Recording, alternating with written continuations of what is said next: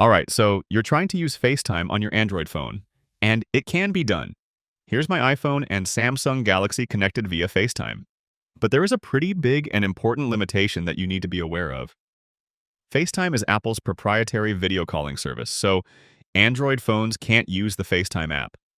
Android users can only join FaceTime calls through a web link sent by someone on an iPhone. Here's what that looks like. You'll have the iPhone user open FaceTime and then create a new call. They'll see a green button that allows them to create a link, which kind of works as an invitation for anyone to join that FaceTime call through the link. They can copy the link and text or email it to the Android user. The Android user will get a link like this, which they can open in their browser.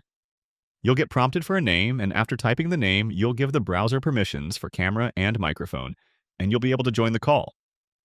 Meanwhile, the iPhone user can join the call they've created a link for, and before the Android user gets added to the call, the iPhone user needs to allow them to join. They can tap the FaceTime link button in the top left corner, and then they'll see the Android user who's waiting to join. Then they can allow the Android friend to join, and the two will get connected through FaceTime. The key limitation here is that the person using Android cannot start calls. They can only join a call that was created by an iPhone user. The call will run in the browser only on Android, and the features are kind of basic. No SharePlay, screen sharing, etc. Like I said, FaceTime is Apple's proprietary video calling service, and they're intentionally restricting access only to the users who are using Apple devices.